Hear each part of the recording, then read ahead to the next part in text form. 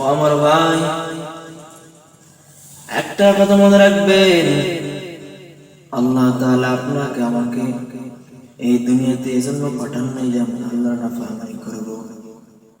আল্লাহ তাআলা আপনাকে আমাকে এই জন্য পাঠান নাই যে আমি এই দুনিয়ার মানুষের আনুগত্য হব। আল্লাহ তাআলা আপনাকে আমাকে এই জন্য পাঠান নাই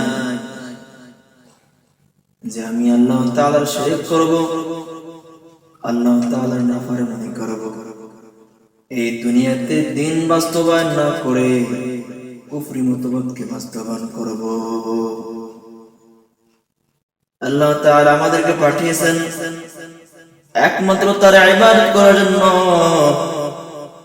আমরা যেন তার গোলামি করি, আমরা যেন তার ইবাদত করি, আমরা যেন একমাত্র তাকে মানি, আমরা যেন তার হুকুম এই দুনিয়ার বুকে বাস্তবায়ন করি। এই জন্যই আল্লাহ তাআলা আমাদেরকে দুনিয়াতে পাঠিয়েছেন।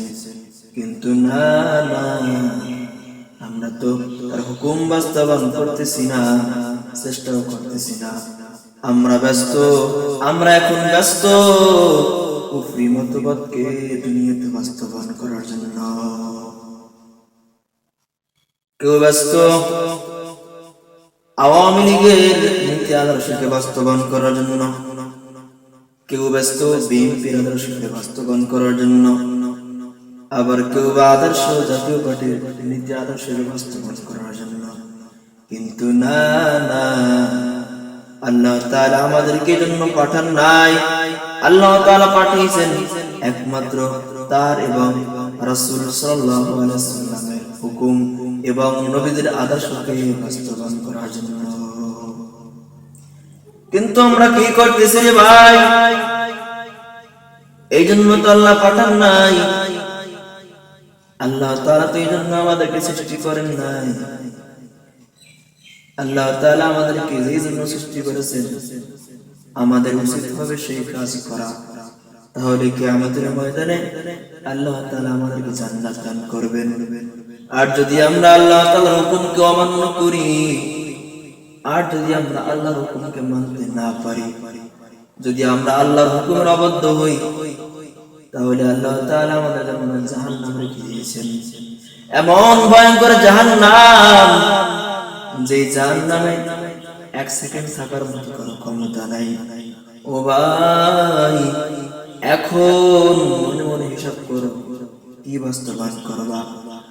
দুনিয়ার বুকে কুফরি হুকুমত বাস্তবায়ন করবা, নাকি দুনিয়ার বুকে আল্লাহ এবং তার রাসূলের হুকুম বাস্তবায়ন করবা?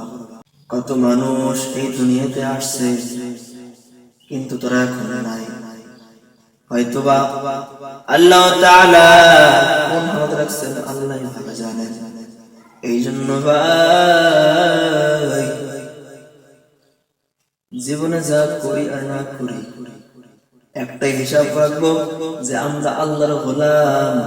তার গোলামি ছাড়া কোনো উপায় নাই। আমরা কেন তার গোলামি বাদ দিয়ে মানুষের গোলামি করি? আমরা কেন তার গোলামি বাদ দিয়ে আওয়ামী লীগের গোলামি করি? আমরা কত মানুষের সাথে একই কাতারে নামাজ পড়লাম, কত মানুষের সাথে একই কাতারে নামাজ পড়লাম, কিন্তু আজকে সে নাই। আজকে সে নাই, সে আজকে নামাজে উপস্থিত নাই, আজকে সে মসজিদে উপস্থিত নাই। আল্লাহ তাআলার ডাকে সাড়া দিয়ে পরপারে চলে গেছে। আমাদেরও যেতে হবে। কি নিয়ে যাব? কিছু নেকি আর কিছু বোঝা আমল।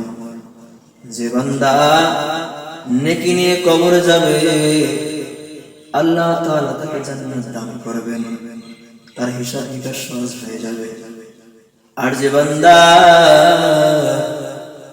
নেকি নিয়ে কবরে যাইতে পারবে না, বদ আমল নিয়ে কবরে যাবে, তার হিসাব বড় কঠিন হয়ে যাবে। সেই নাফরমান বান্দা আল্লাহ তাআলার জাহান্নামে চলে যাবে। ও মুসলমান, এই জন্য মনকে বুঝ দাও। ওরে মন, জীবনে অনেক ভুল কাজ করেছে রে মন, কিন্তু না না, আর ভুল করার সময় নাই। এখন হইল আল্লাহ তাআলার হুকুমকে মানার সময়। কারণ মরণ কার কখন এসে যায় বলা যায় না, কার কখন মরণ এসে যায় আল্লাহই ভালো জানেন। এই জন্য আমরা সকলে আল্লাহ তাআলার ইবাদত করি।